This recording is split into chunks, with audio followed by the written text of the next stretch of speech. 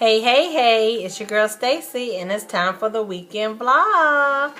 So this weekend, I want to talk to you guys, especially to my friends that are diabetics, like myself, about staying healthy in the winter with diabetes. So this suggestion came from my girl, Keisha Pruden. She always gives me great tips and suggestions when I ask, what do you guys want me to talk about? So I put that on social media, and that's what she suggested. And I got some other great tips, which I'll be talking about later on as well. I actually looked up two sources, and let me pull up the other that I'm going to reference back and forth. Some of them are redundant, so I'm going to go back and forth, but I try not to repeat myself. So the first one comes from the United Health Group out of Minnesota. And the first tip they give is to keep yourself and your gear warm. Dress appropriately for the winter, which means layering, keeping your hands and extremities covered. Also be sure to keep your blood glucose meter, medications, and other diabetes supplies insulated and protected. So that's just like your cell phones, your computers, etc. Those blood glucose monitors are very sensitive, and they're electronics too. So you don't want to expose them to extreme cold or extreme heat. So keep that and yourself covered and warm in the winter.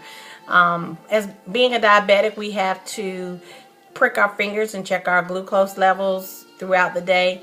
And it's really hard, and you shouldn't prick your finger when your hands are cold. So make sure you keep your hands warm, and if they do get cold, wrap your fingers around a nice warm mug of hot cocoa or tea or coffee, or put them by the fire and warm them up before you prick your finger. Okay. Avoid winter weight gain. So in the winter, you have Thanksgiving, you have Christmas, you have my birthday, and you have Valentine's Day. All those days, you're eating sweets, you're eating that chocolate in that Valentine's box, all that stuff. So you need to be careful, just like we are anyway with what we eat, but especially in the winter. And if you're like me, in the winter, I've gained weight because I'm in the house, I'm less active, I'm eating those hot soups and those warm comfort foods that you eat, especially when you've been snowed in like I was. You're snacking all day, so really be careful of that and stay active. Don't get cold feet. It is important for people with diabetes, and especially people with neuropathy. I hope I said that right. If I didn't, please let me know. Neuropathy, to keep their toes covered and warm in the cold weather. Avoid hot water bottles or electric blankets, and wear several pairs of loose-fitting socks and slippers instead. Get vaccinated. Another study has shown that people with diabetes are 3 times as likely to die from influenza or pneumonia, and 5 times more likely to be hospitalized due to flu complications. So be sure to get vaccinated at the very start of cold and flu season. So I've been getting my flu shot since 2001. Now in 2001, I had not been diagnosed with diabetes, but I got the flu, which turned into pneumonia. So it started off as a stomach virus that morphed into the flu, that morphed into pneumonia. My left lung was clogged. I had to be hospitalized for 4 days. I was on oxygen, and that is when my doctor told me, you have to get the flu shot every year. And a lot of people are scared that, I wasn't sick, and then I got that flu shot, and then I caught the flu, so I'm not getting the flu shot anymore. Baby, let me tell you, you already had that virus laying dormant in your body, and it may not have been dormant, and it was just coincidental, or that shot activated that virus, but it was already there, babe. You don't get the flu from that shot. I've asked my pharmacist, I've asked my doctor, and they both gave me the same answer. That's why they tell you before you get the shot, if you have a fever, if you were recently sick, don't get it. Wait till you're well. And that's what happened to me. That's why I ended up getting mine later in the season, because as you guys know from my vlog, I was sick a good chunk, 2 to 3 weeks, and I didn't want to take that chance. So I waited till I was feeling better. I wasn't, having a scratchy throat, stuffy nose, anything. I wanted no symptoms before I got my shot. And I'm fine. Like I said, I've been getting it since 2001, and I have yet to get the flu. Okay? Wash your hands. Another good way to avoid getting colds or respiratory viruses over the holidays is to wash your hands, or in the winter, not just holidays. Wash your hands with hot water and soap and or antibacterial product. Okay, I don't care if you're a diabetic or not. You need to wash your hands because it's just nasty not to. You're shaking people's hands if you're at work, you're touching stuff, doorknobs, the remotes, your keyboards, the door, the bathroom. Just wash your hands. It's just nasty not to. Eat thoughtfully and be merry, but watch to drink. So I don't drink alcohol, but I have friends that do and friends that are diabetic. So it just says alcoholic beverages dilate blood vessels and accelerate the loss of body heat. Alcohol can also mask the signs of low blood sugar, which can be dangerous for those with diabetes. So be mindful of alcohol intake, especially at office parties and family gatherings. So, like I said, just not my thing of choice. I am no judgment zone. I'm not judging nobody. Never been a drinker. That's not my thing. Now, we talk about me limiting my Big Macs and my Pepsi intake. Now, that's the issue, which I know. So anyway, I just want to throw that out for those that have a, cocktail here or there.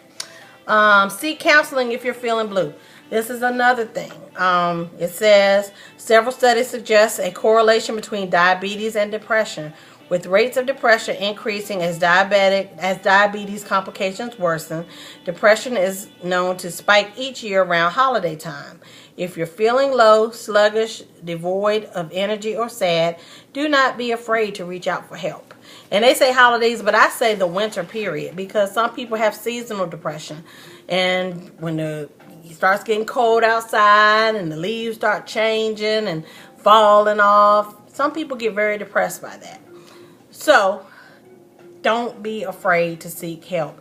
And I think we really, as a society, especially in the Black community, need to remove this stigma we have about seeking mental help. I mean, it could be through your church. It could be outside of your church, as long as it doesn't go against your beliefs as a person.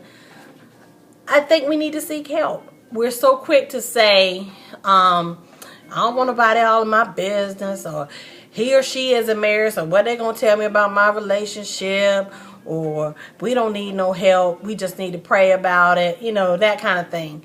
Y'all, even if it's just talking to somebody who is neutral, who doesn't know you, doesn't know your mama, your daddy, your sister, your brother, your background, where you're from, just somebody that is neutral and can give you an unbiased opinion. Sometimes it helps to just talk about it. So I'm going to get off my soapbox, but that's another thing. Diabetic or not, you still need to seek help. Mental health is just like any other disease. Cancer, heart attack, heart disease, diabetes, whatever, cancer. We don't say, nah, I think I can handle that myself. I'm good. No. You go to the doctor and you talk to somebody and get what you need to heal that disease. Hello? Mental illness is a disease as well. So treat it as such. Okay? That's it. I'm done. I'm getting off the soapbox. I'm stepping off the soapbox.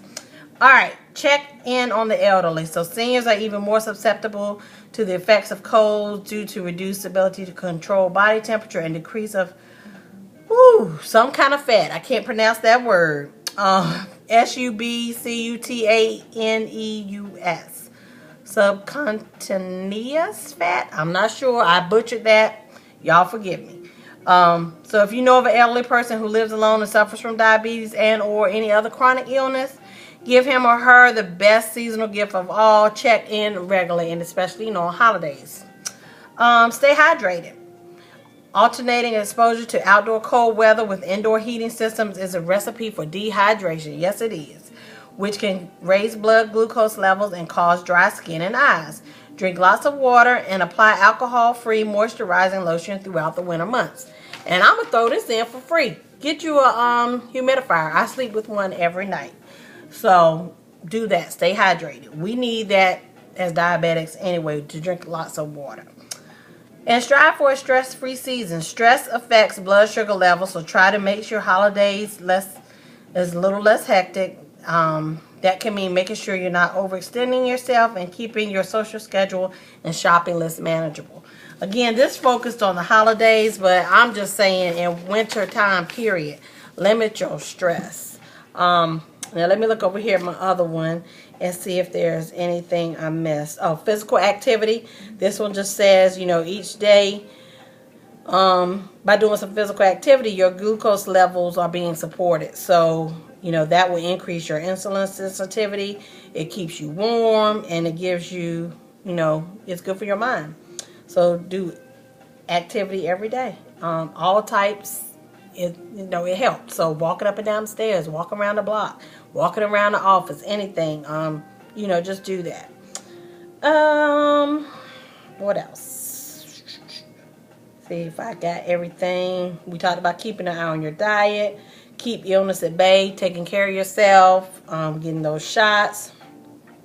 Keep depression out in the cold. We talked about that. And I think that was it from that, for both of them. Let me make sure I got all of them. Yep, I did. So I hope this was helpful for you all. And again, if there's any other topics you guys want to discuss, please let me know. I'd be glad to do so. I'll do my research and bring it to you if I don't know. But again, diabetics, we got to stick together.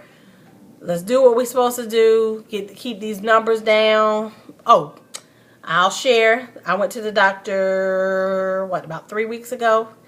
And my A1C, I got it right this time. A1C number had dropped down to 6.1.